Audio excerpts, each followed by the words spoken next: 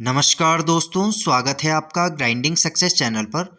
दोस्तों, आज इस वीडियो में हम चोरी, लूट और डकैती के बारे में पढ़ेंगे कि चोरी किसे कहते हैं, लूट किसे कहते हैं और डकैती किसे कहते हैं।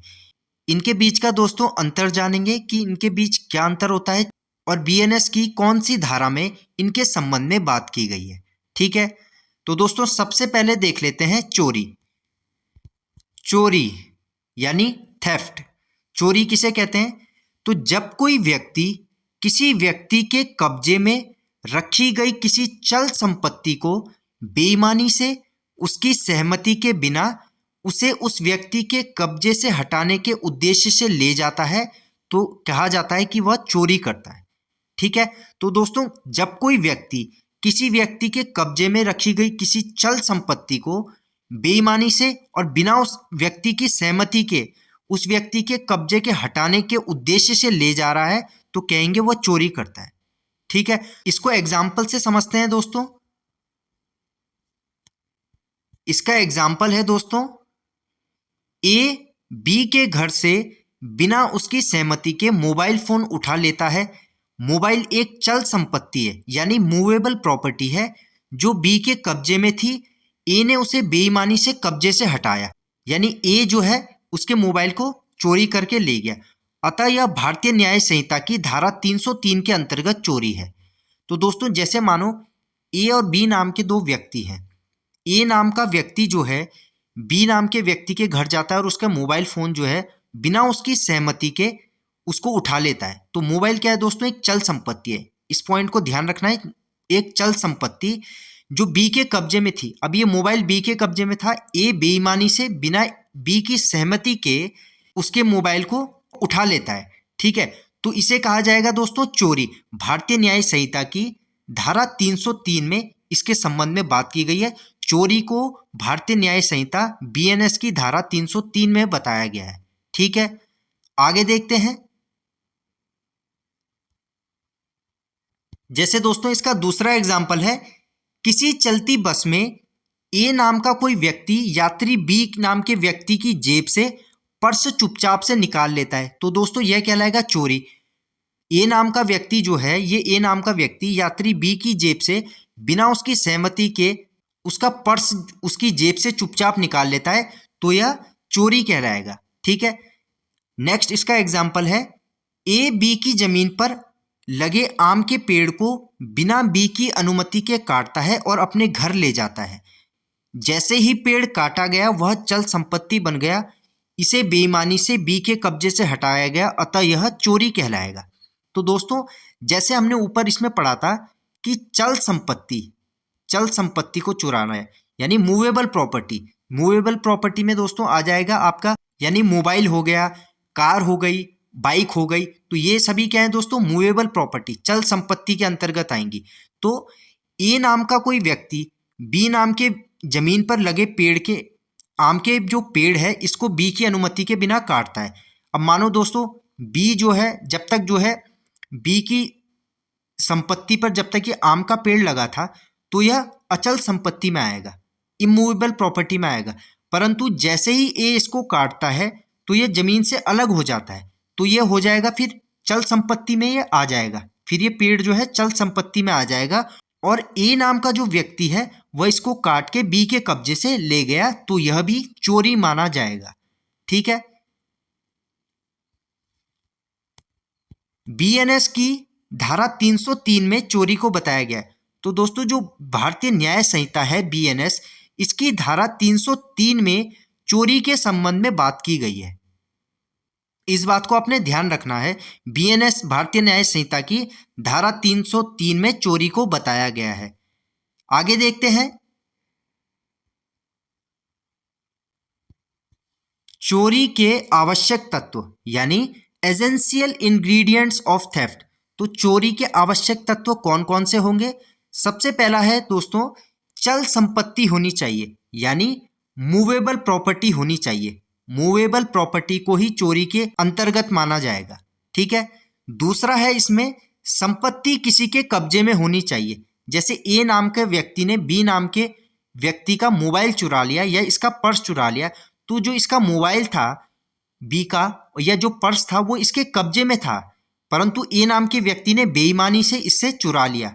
ठीक है, तो संपत्ति किसी के कब्जे में होनी चाहिए, दूसरा आवश्यक तत्व यह है। तीसरा है दोस्तों, मालिक की सहमति के बिना वस्तु को लेना।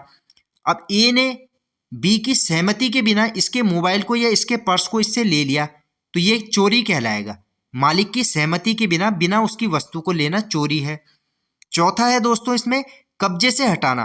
कब्जे से हटाने का मतलब है दोस्तों, जो चीज, जो वस्तु, जैसे मोबाइल बी के पास था या पर्स बी के पास था, तो इस पे बी का कब्जा माना जाएगा, परंतु ए नाम का व्यक्ति बेईमानी से बिना बी की सहमति के इसको इससे छीन लेता है, तो इसे कहा जाएगा इसको कब्जे से हटा दिया, उस वस्तु को किसी के कब्जे से हटा दिया।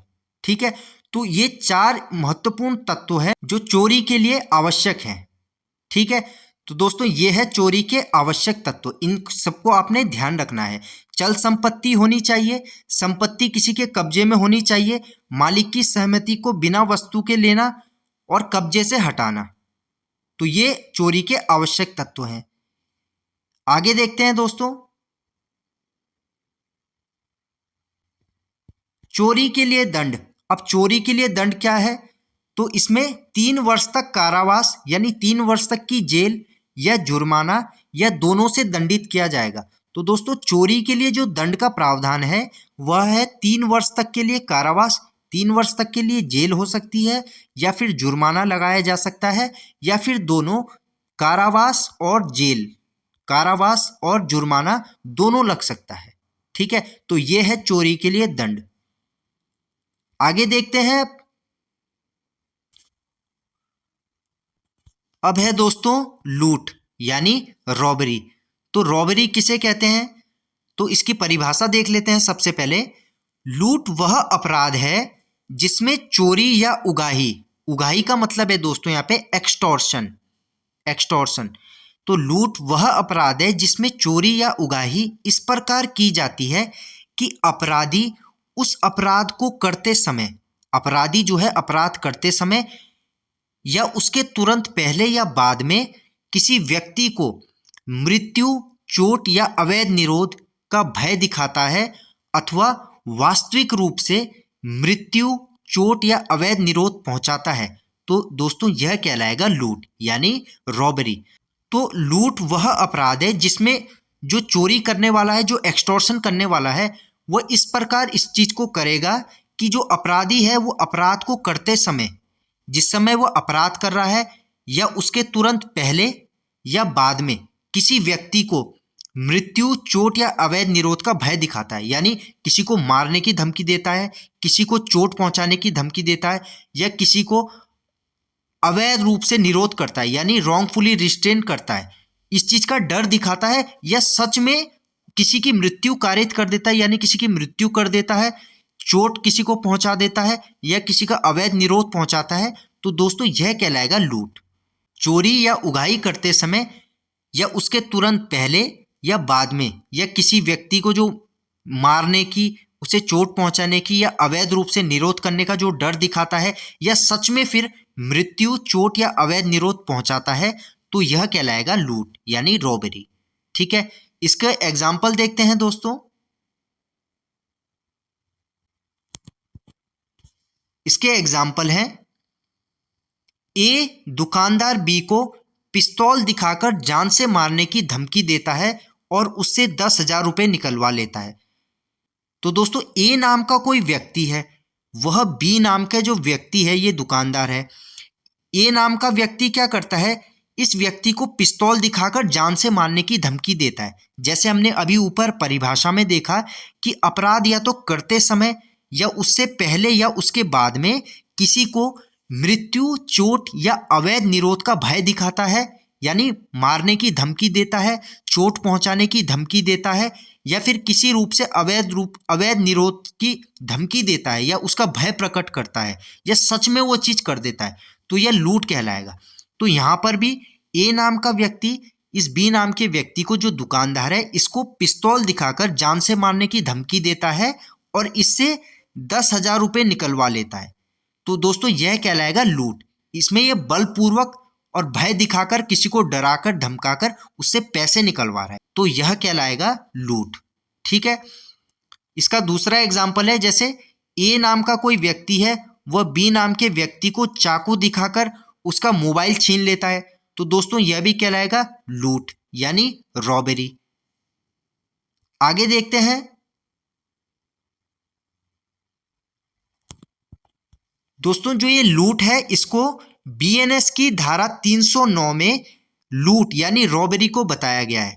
तो बीएनएस जो है भारतीय न्याय संहिता की धारा 309 में लूट को बताया गया है। ठीक है, इसको भी आपने ध्यान रखना है। अब देखते हैं इसमें लूट के लिए दंड। तो लूट के लिए जो दंड है उसका क्या प्रावधान किया गया है? लूट के लिए दंड का क्या प्रावधान है? तो 10 वर्ष तक का कारावास या जुर्माना से दंडनीय होगा। तो लूट करने वाले व्यक्ति के लिए 10 वर्ष तक की जेल की सजा और जुर्माना, इससे वह दंडनीय होगा। ठीक है। इसमें दोस्तों एक नोट है, इसको आपने ध्यान रखना है। यदि लूट राजमार्ग पर सूर्यास्त के बाद और सूर्योदय के पहले की जाए तो कारावास 14 वर्ष तक का हो सकेगा। तो यदि लूट जो है राजमार्ग पर मतलब है हाईवे पर सूर्यास्त के बाद और सूर्योदय के पहले की जाएगी तो उसमें कारावास 14 वर्ष तक का यानी 14 वर्ष तक की जेल हो सकेगी। तो सूर्यास्त के बाद यानी सूर्य अस्त होने के बाद, सूर्य के छिप जाने के बाद, और यदि सूर्योदय के पहले यानी सूर्य के निकलने से पहले कोई इस प्रकार की लूट करता है राजमार्ग पर, तो उसके लिए जो कारावास है वह 14 वर्ष तक का हो सकेगा, यानी 14 वर्ष तक की जेल का प्रावधान दिया गया है। ठीक है। तो ये दोस्तों एक इंपॉर्टेंट पॉइंट है, यदि लूट राजमार्ग पर सूर्यास्त के बाद और सूर्योदय के पहले की जाए तो कारावास जो है 14 वर्ष तक का हो सकेगा। ठीक है। If the robbery be committed on the highway between sunset and sunrise the imprisonment में एक्सटेंड टू 14 ईयर्स। ठीक है। तो ये एक इंपॉर्टेंट पॉइंट है दोस्तों, इसको आपने ध्यान रखना है। आगे देखते हैं। अब है दोस्तों डकैती। तो डकैती किसे कहते हैं, इसकी परिभाषा देख लेते हैं। सबसे पहले, जब 5 या 5 से अधिक व्यक्ति मिलकर लूट करते हैं या लूट करने का प्रयास करते हैं या लूट के समय या उसके तुरंत पहले या बाद में उपस्थित रहकर सहायता करते हैं, तो ऐसा अपराध डकैती कहलाएगा। तो कहने का मतलब है दोस्तों 5 या 5 से अधिक व्यक्ति, तो लूट डकैती के लिए दोस्तों कम से कम 5 व्यक्ति होने चाहिए, सबसे पहली बात। ठीक है। 5 व्यक्तियों से कम यदि व्यक्ति होंगे तो वह डकैती नहीं मानी जाएगी। डकैती के लिए 5 या 5 से अधिक व्यक्ति, कम से कम 5 व्यक्ति चाहिए। तो जब 5 या 5 से अधिक व्यक्ति मिलकर लूट करते हैं या लूट करने का प्रयास करते हैं या लूट करते समय या उसके तुरंत पहले, या तो लूट करते समय या उसके तुरंत पहले या बाद में उसमें उपस्थित रहकर सहायता करते हैं, हेल्प करते हैं, तो जो ऐसा अपराध है यह डकैती कहलाता है। ठीक है। तो ये तो हो गई दोस्तों इसकी परिभाषा। इसके एग्जाम्पल से समझते हैं इसको। इसका एग्जाम्पल है दोस्तों, जैसे ए बी सी डी और ई, ये 5 व्यक्ति हैं। A B C D E मिलकर जो है हथियारों के साथ एक घर में घुसते हैं और परिवार को डराकर नकदी व गहने लूट लेते हैं, तो यह कहलाएगा दोस्तों डकैती, क्योंकि इसमें 5 लोग शामिल हैं और यह किसी घर में घुसे हथियारों से लैस होके और उस परिवार को डराकर उससे गहने जवाहरात ये सब लूट लेते हैं, तो यह कहलाएगा डकैती। ठीक है। इसका नेक्स्ट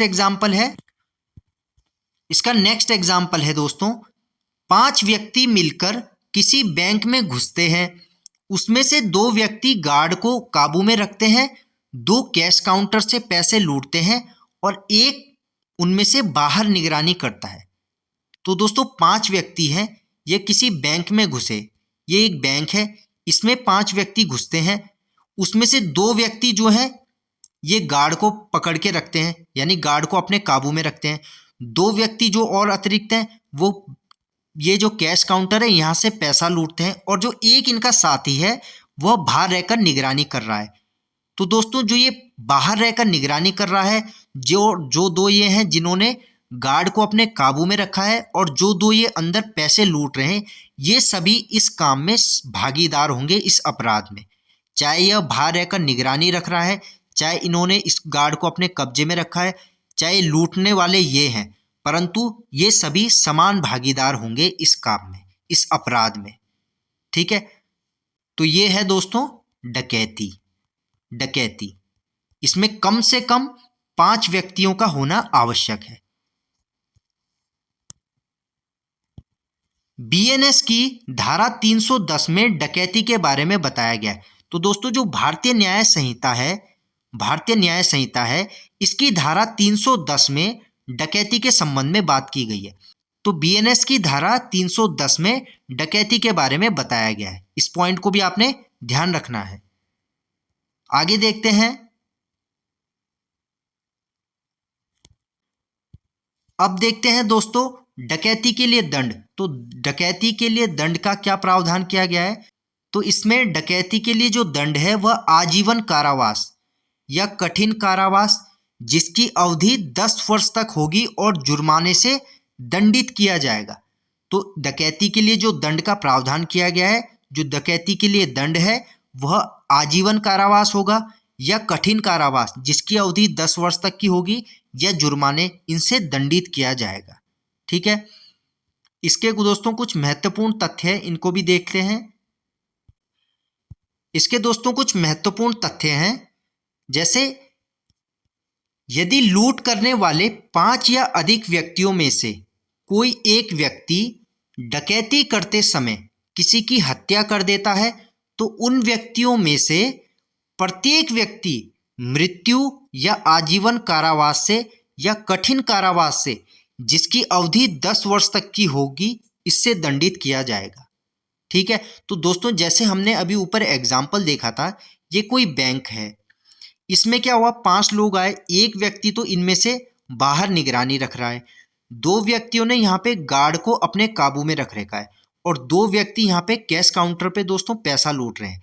यदि जो ये पैसा लूटने वाले व्यक्ति हैं, जो ये 2 अपराधी हैं जो ये पैसा लूट रहे हैं, यदि इनमें से कोई व्यक्ति बैंक मैनेजर को मार देता है, गोली मार देता है, उसकी हत्या कर देता है, तो जितने ये 5 व्यक्ति हैं जो ये बाहर निगरानी रख रहे हैं, जिस 2 ने ये गार्ड को पकड़ रखा है या अपने काबू में रख रखा है, और जो इसके साथ का एक और व्यक्ति है, ये हत्या के लिए समान रूप से दोषी होंगे, यानी इनको समान रूप से सजा मिलेगी। तो उन व्यक्तियों में से प्रत्येक व्यक्ति यानी मृत्यु या आजीवन कारावास से या कठिन कारावास से, जिसकी अवधि 10 वर्ष तक की होगी, इससे दंडित किया जाएगा।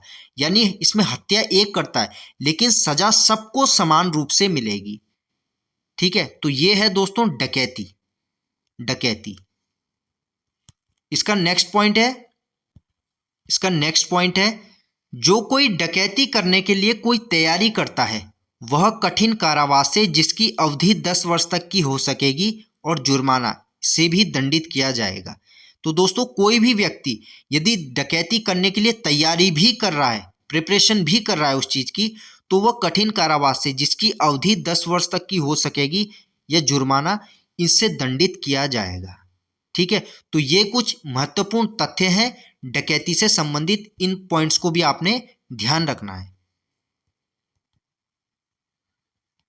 ठीक है दोस्तों, तो दोस्तों ये था चोरी, लूट और डकैती के बीच अंतर। मिलते हैं दोस्तों आपसे ऐसी ही एक और वीडियो में एक नए टॉपिक के साथ। धन्यवाद।